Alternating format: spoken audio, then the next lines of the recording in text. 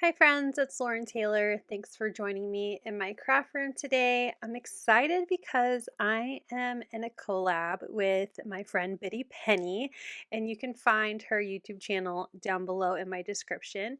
But she is starting a series using some Halloween themed products for a non-Halloween card.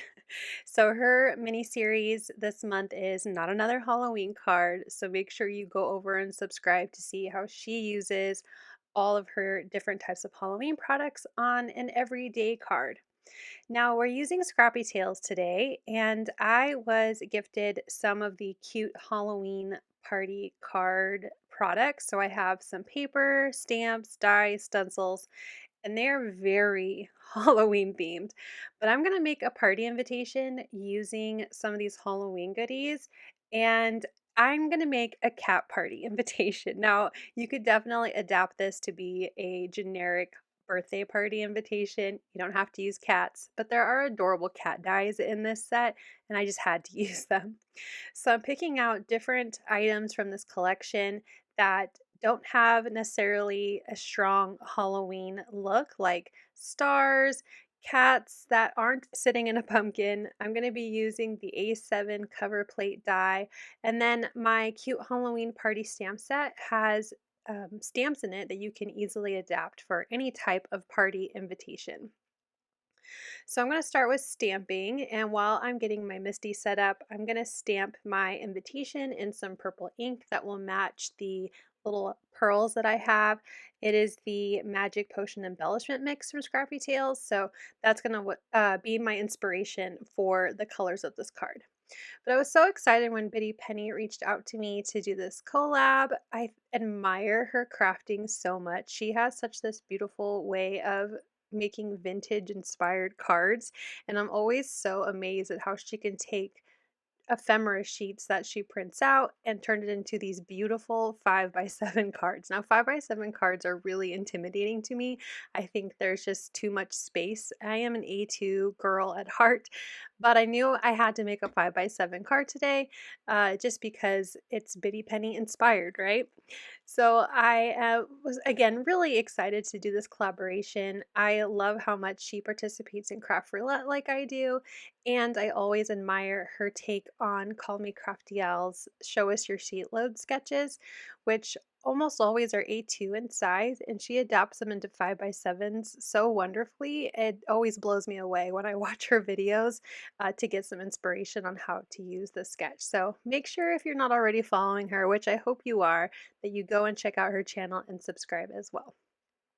So after I stamped my invitation label stamp, there were some star stamps in that set as well that I just added as some little touches around my invitation, and then I used the coordinating die to cut that out. So like I said, I'm going to be using lots of purple for the invitation today, but that's because I'm wanting to use what I have from Scrappy Tales. But I love that these products are generic enough that you can definitely customize your invitation to whatever your theme is. I'm going to get out my cover plate and use that to cut out a piece of pink cardstock because I'm going to use that to create my um, design for the front of my invitation. I wasn't really sure what I was going to use, so I grabbed out a couple different colors that kind of go with this purple, but I ended up going with a light pink color. I think it's going to make a really nice blend into that more kind of, it reminds me a lot of picked raspberry oxide ink. So that's the color that I'm going to go with, a very pale pink. And I trimmed it down to fit nicely behind this A7 die. And then I grabbed a bunch of distress oxide colors, and I'm going to do some blending on this cardstock. Now this isn't really a ink blending cardstock, it's just some colored cardstock I had in my stash, but I'm not really worried about having the perfect blend because I am going to die cut it out. I'm starting with my second to lightest pink. Well, I thought it was going to be the lightest pink when I began, which was picked raspberry. And then I moved into Seedless Preserves, and finally Villainous Potion. And I'm sorry that I'm shaky right now. I'm trying really hard to get this ink blended onto my cardstock. And then I bring in sponge sugar just to kind of fix that blend between my pink paper and the picked raspberry. It just seemed so abrupt that I wanted something a little lighter to blend it out more. I did a little spray of my distress sprayer just to activate that oxide, and then I'm also going to bring in some metallic watercolors, and I'm using the darkest, kind of the black metallic watercolor, and I splattered that all over this background. I wanted to make sure to have a lot going on because I'm going to die cut it later, and a lot of it will kind of fade away, but I knew that these little touches would really just step up my background on the front of my invitation. I wanted to start with stenciling, but I knew that I was pushing it because those water drops really needed to dry. So I went ahead and got out my cat die from the Scrappy Tales die set called Purr-Fect Halloween Night. And I love these dies because they have such detail in them and actually makes coloring them super easy. So I've zoomed in here and I've got my alcohol Honolulu Honolulu art markers. There we go. And I'm just coloring them just quickly. I have my marker caps on the screen, so if you would like to see what colors I use because you have these same alcohol markers, you can feel free to pause the video and jot them down if you like any of these color combinations. But for the ears and nose, I just used kind of a pale peachy pink. For the eyes, I brought in a purple that I thought matched the whole purple vibe of the rest of my card. And then I'm going to be coloring in my cat with some warm grays. I didn't want it to be too black of a cat because, again, trying not to be too Halloweeny here. But I just thought that a black cat would be the easiest to color with the theme of the card. Again, having those purple, pinks, and black. And also, it's pretty easy to color in a black cat. So I started off with a warm gray, and then I'm bringing in a slightly lighter color and extending that shadow out, just kind of using some brush stroke marks to bring in some of that and creating a shadow of color of my cat. I want my light source to be kind of to the right side of the cat, so I'm creating shadows on the left side, and then I will bring in one more light warm gray color to completely blend it out. And it's going to be a little bit lighter than my mid-tone and a little more yellowier, I guess you could say, for the warm gray. So I will be really generous with my alcohol coloring here and really trying to saturate my paper. I did die cut my cat out of my alcohol marker friendly cardstock.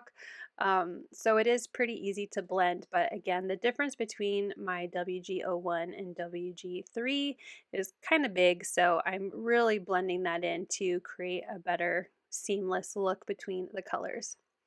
After I finish coloring in the body, I'm going to very carefully color in the face. I'm doing my very best to keep the whites of my cat's eyes white, and then I used a dark gray. I don't like using black when I'm coloring, so it's more of a dark gray, this NG09, to color in the cat's mouth, and I brought it in again to color in the whiskers. So the details on this die just make it so easy to color it in. You could also definitely do some layering here, but I just really like coloring, so I went ahead and colored in this cat. My final touches of little pink cheeks, and then I'm bringing in my white gel pen to add in my highlights. Of course, I've got to add highlights to the cheeks, and then I'm adding some highlights where my light source would be hitting my cat the most. Once I finish up that cat, I just think it's so cute. And it's not really a black cat, it's more of a gray cat. I'm going to set that aside, and by now my background is dry that I could do my stenciling. So I'm grabbing the Star Layer Stencil. This is from the Cute Halloween 5 layers, but again, just using one, the non-Halloween looking one. And I grabbed my Black Soot Distress ink, and I'm just using a little blending brush to get that ink inside of all of those little stars and dot details. And then I'll go ahead and put that ink and brush away, and we'll see our stencil reveal here. I love a good stencil reveal, even if it's just one tiny little layer of stars. And now I'm ready to die cut this guy out. So I'm going to run it through my Big Shot switch I have to the side here. I did run it with a metal shim to make sure that it really die cut everything because it is very detailed, and I wanted to make sure it got everywhere and it was a nice even pressure on the cut, and that worked beautifully. As you can see, those little pieces fell just right out. I'm going to go ahead and poke the rest out of my die. And I really honestly thought about saving these for some reason because they're just so pretty, but I'm just going to save the inside of that cut out and maybe you'll see it on a future card. Now it's time to get to cutting the background that I'm going to use behind my ink blended background on that pink cardstock, and that's this black and gray starry paper, and it's from the cute Halloween Party Designer pattern paper pad. It's 6 by 8.5, but I'm trimming it down to 5 by 7 to fit behind my plate. So I'm trying to decide how I'm going to lay this out. I know that my label stamp that I die cut out fits nicely in that open window, and I have my cute little cat that I want to put in the lower right hand corner. But I wanted to just kind of step up this card a little bit more, so I thought it would be kind of cool to cut a window out of the front of my invitation, and then I'll glue the party information to the inside of the card.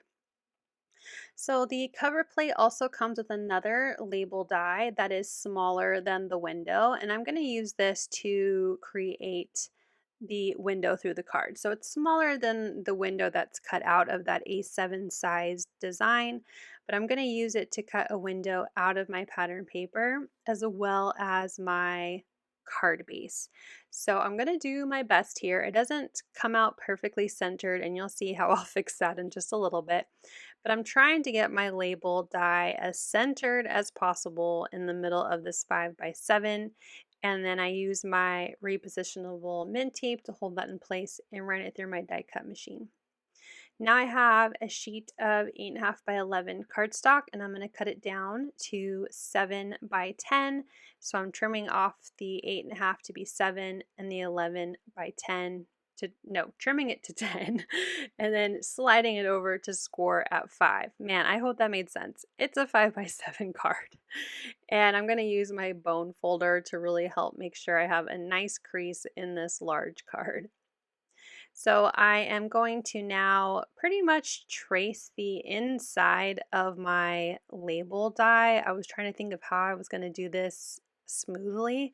Looking back, I definitely should have just taken my cover plate cutout, the pink and purple, put it on the front of my card, and then center the smaller label die on the inside because it's smaller. I wouldn't have to worry about my paper getting trapped under the die, but that's okay. I did it a little harder than I needed to.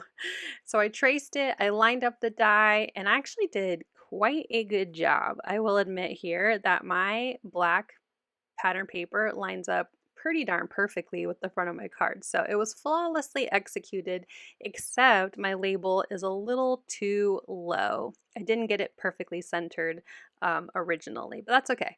I'm putting some adhesive behind my black pattern paper and gluing that right to the front of my invitation.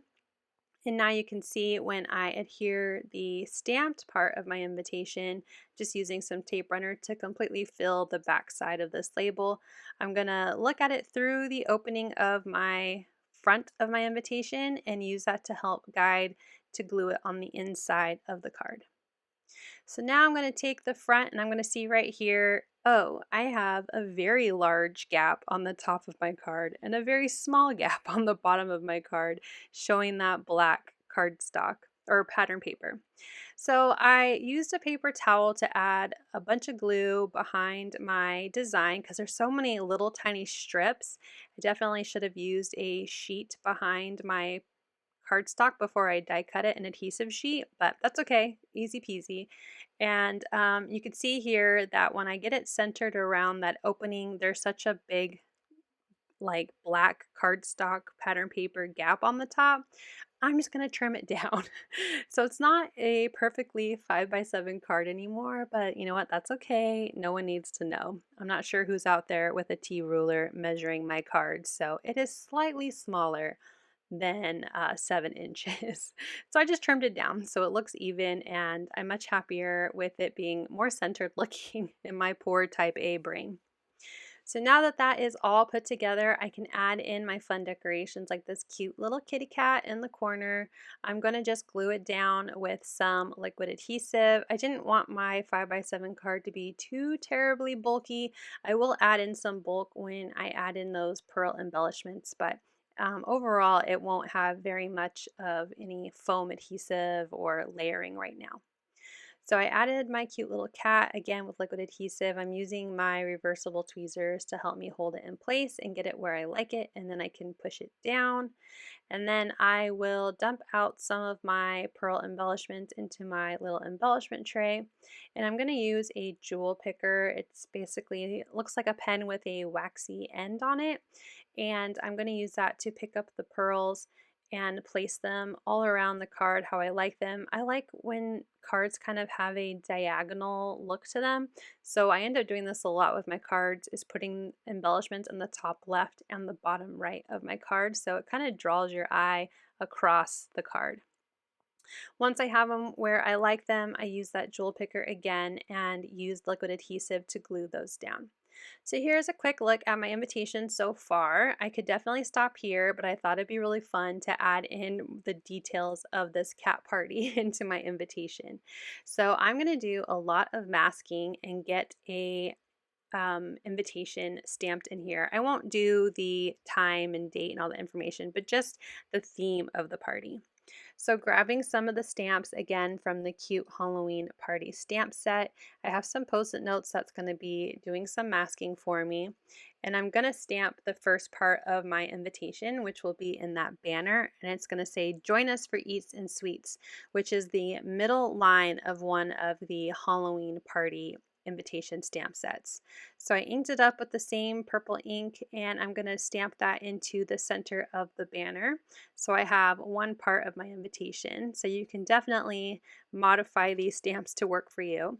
And then I stamped just "You are invited to A." And then I'm doing a lot of masking with the one of my stamps, the Halloween costume party, and I stamped cat and then I stamped party. So I started with the A from party, and then the T from party, and the C from costume to create cat. I think this card turned out so cute. I love that it's a cat party. My daughter has actually been to a cat and donut themed birthday party, so I think this works. But I hope you had fun watching how you can adapt your Halloween party invitations to any type of party, as long as you can let your imagination have some fun.